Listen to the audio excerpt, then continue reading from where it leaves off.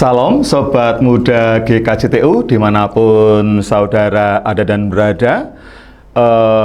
Kita bertemu kembali di dalam program bidang Koinonia Departemen Kategorial Pemuda Sharing and Growing.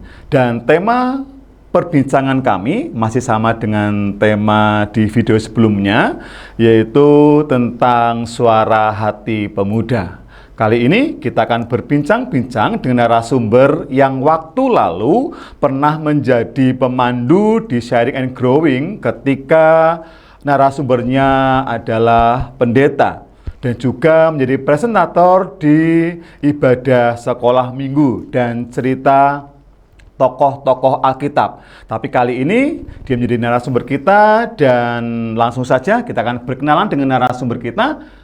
Halo Mbak Rizka. Ya, halo Bagaimana Pak. kabarnya? Puji Tuhan, baik. Sehat Terus, ya? Ya, sehat. Ya, Mbak Rizka, silakan berkenalan, sampaikan di sisi lain di luar nama kepada Sobat Muda GKJTU yang menyaksikan Sharing and Growing. Ya, nama tentu teman-teman sudah tahu, nama saya Rizka tadi sudah disebutkan oleh Bapak Pendeta Petrus dan saya bergereja di GKJTU Jemaat Ngelo. Seperti itu Pak? Sudah? Cukup. Oke. Ya, terima kasih sudah bersedia menjadi narasumber untuk bisa mengungkapkan suara hatinya. Pastinya apa yang Mbak Rizka sampaikan akan menjadi berkat buat kita semua, buat gereja, buat Bapak Ibu Pendeta, buat Bapak Ibu Majelis, dan tentunya buat sobat muda di seluruh GKJTU yang ada. Ya, menurut Mbak Rizka, setiap pemuda itu mengalami persoalan, mengalami masalah yang berbeda-beda. Tetapi setiap pemuda juga harus mempertahankan atau mewujud nyatakan iman kepercayaannya kepada Tuhan. Menurut Mbak Rizka, bagaimana iman dan pengharapan pemuda saat ini secara umum? Ya, secara personal saya menyampaikan di sini iman dan pengharapan anak muda itu saya lihat semakin kesini semakin apa ya Pak? Kalau saya bilang menurun mungkin tidak ada standarnya, tetapi itu kelihatan karena saya percaya apa yang keluar dari tindakannya, apa yang keluar dari perkataannya itu adalah buah dari dalam. Jadi kalau kita bicara tentang iman itu sesuatu yang tidak bisa dilihat, tetapi dapat dirasakan seperti itu, dan pengharapan juga hal yang sama.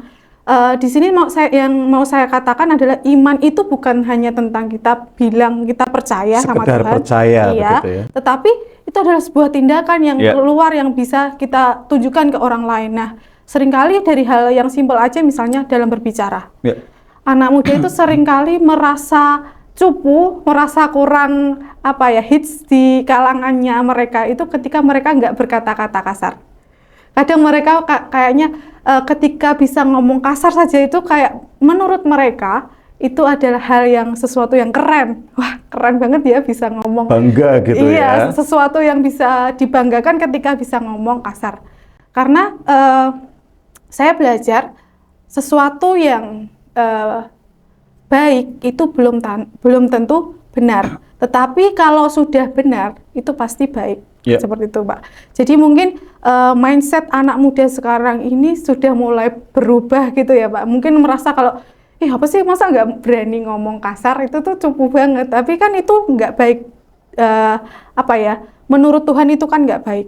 Karena kita dari perkataannya kita harus dijaga, dari perilaku apalagi seperti itu sih Pak. Jadi dan mungkin tentang harapan pemuda sendiri, anak-anak muda tentunya ya sama seperti saya ya, punya banyak harapan, punya banyak impian, punya banyak cita-cita. Tetapi ketika harapan dan cita-cita kita itu tidak bisa kita gapai, kita seringkali jadi anak muda yang mudah kecewa gitu. Seakan-akan kayak menyalahkan Tuhan, terus kayak imannya, ngapain percaya lagi sama Tuhan, lawang aku pengen ini, pengen itu aja nggak tercapai. Misalnya padahal aku udah ke gereja, padahal aku sudah sudah ngikut apa nih yang maunya Tuhan, tapi tentang iman dan harapan ini adalah sebuah proses kalau menurut saya ya Pak. Yeah. Jadi sesuatu yang harus kita lakukan terus menerus dan kita mau diproses itu, pertanyaannya mungkin kembali ke situ, ke personalnya. Kita mau nggak nih diproses sama Tuhan? Yeah. Seperti itu sih mungkin Pak. Oke, terima kasih buat apa yang sudah Mbak Rizka sampaikan. Menurut Mbak Rizka, apa yang menyebabkan anak muda tadi tidak bisa mewujud nyatakan imannya kepada Tuhan dengan yang seharusnya? Bahkan banyak anak muda yang melakukan tindakan perkataan di luar kebenaran yang diimani. Kira-kira menurut Mbak Rizka, apa yang mengakibatkan hal itu terjadi? Oke, kalau menurut saya sendiri ya, sebenarnya itu kembali ke personal ya Pak. Kalau kita ngomong tentang personal itu memang segala sesuatu kembali ke personal. Tetapi di sini gereja, keluarga juga ambil peran dalam keadaan seperti itu. Jadi gereja juga harus memperhatikan anak-anak muda, memperhatikan remajanya mungkin, bahkan dibimbing dari sekolah minggu. Pasti saya yakin dan percaya orang tua pun juga seperti itu, memberikan hal yang terbaik. Tetapi sekarang di zaman yang makin modern ini juga anak itu tidak hanya habis waktunya di gereja atau di rumah saja, tapi yang sangat mempengaruhi itu adalah lingkungannya, pergaulannya. Jadi yang paling penting sebenarnya adalah self awareness atau kesadaran dari diri sendiri gitu Pak. Kalau kita sebagai anak muda sudah punya kesadaran kalau kita ini anak-anak yang berharga, kita ini anak-anak yang bukan anak-anak biasa, karena kita dikasihi Tuhan, pasti kita melakukan segala sesuatu itu nggak sembarangan. Mau ngomong kasar aja kayak mikir, aduh aku malu kalau ngomong kasar misalnya, apalagi sampai melakukan hal-hal yang mohon maaf, misalnya anak muda zaman sekarang banyak yang melakukan hal-hal yang mengecewakan Tuhan seperti itu. Karena mereka sudah sadar dulu, mereka sudah memiliki iman yang dari dasarnya sudah baik dulu. Jadi peran dari keluarga dan gereja juga ini berperan, tetapi kembali lagi ke personalnya. Bagaimana kita mau kembali tadi ya Pak, kayak diproses tadi ketika ada di lingkungan teman-teman yang misalnya minum minuman keras misalnya. Kalau kita nggak minum kayak malu, dikatain cupu, tapi kalau minum kok ini kok nanti kalau sampai mabuk gimana nanti impact-nya nggak baik. Nah itu di situ kita diproses sama Tuhan. Bagaimana kita ini mau mempertahankan diri kita atau mau ngikut orang lain seperti itu. Tapi juga kadang lingkungan membuat kita kecewa. Maksudnya kadang di lingkungan gereja sendiri pun, walaupun itu namanya gereja, jangankan gereja, keluarga pun seringkali membuat kita kecewa gitu kan. Nah, dalam gereja itu sendiri, kalau kita melakukan segala sesuatunya karena diri kita, oh aku pengen dianggap baik, katakanlah seperti itu. Karena aku sudah melakukan hal baik, tapi menurut saya, kita tidak akan pernah cukup baik di mata orang. Kita akan selalu kurang di mata orang. Jadi, jangan mudah kecewa ketika kita itu nggak dianggap baik sama orang. Karena disinilah titiknya. Kita jadi nggak punya harapan, kita nggak punya iman, karena kita kecewa. Seringkali kita kecewa nggak hanya dengan teman atau manusia, bahkan dengan Tuhan. Gitu. Disadari atau nggak disadari, saya pun kayak merasa pernah, duh Tuhan kok gini ya. Itu adalah titik juga saya kecewa gitu sama Tuhan. Jadi saya kehilangan harapan saya kehilangan iman saya dalam hal bukan yang sampai pindah agama, enggak ya Pak. Cuman iman secara personal saya itu. Jadi karena saya yakin kalau iman itu adalah urusan saya dan Tuhan, bukan tentang keluarga saya, bukan tentang gereja saya, tetapi tentang memang benar-benar saya dan Tuhan gitu loh. Iya, mungkin untuk supaya pemuda bisa menghadapi tantangan, persoalan yang pada akhirnya bisa membuat kecewa, mungkin ada salah satu hal yang bisa dilakukan oleh pemuda, yaitu membangun hubungan dengan Tuhan semakin dekat lagi, semakin serius lagi, karena itu hal yang bisa membuat pemuda bisa memahami, oh kehendak Tuhan seperti ini. Kalau saya ngalami seperti ini, oh saya sedang dalam proses begitu. Jadi bisa memahami hal itu ketika memang mulai mendekat dengan Tuhan gitu. Itu mungkin yang bisa dikerjakan oleh para pemuda gitu. Nah, menurut Mbak Rizka, kira-kira untuk meningkatkan iman dan harapan pemuda gitu supaya bisa lebih lagi dari yang sebelumnya. Kalau mungkin awalnya sudah baik bisa lebih baik lagi, yang awalnya kurang baik bisa menjadi baik. Menurut Mbak Rizka, untuk meningkatkan iman dan harapan para pemuda kira-kira apa? Menurut saya ya yang pertama memang bagaimana kita membangun relasi itu sendiri yang intim dengan Tuhan.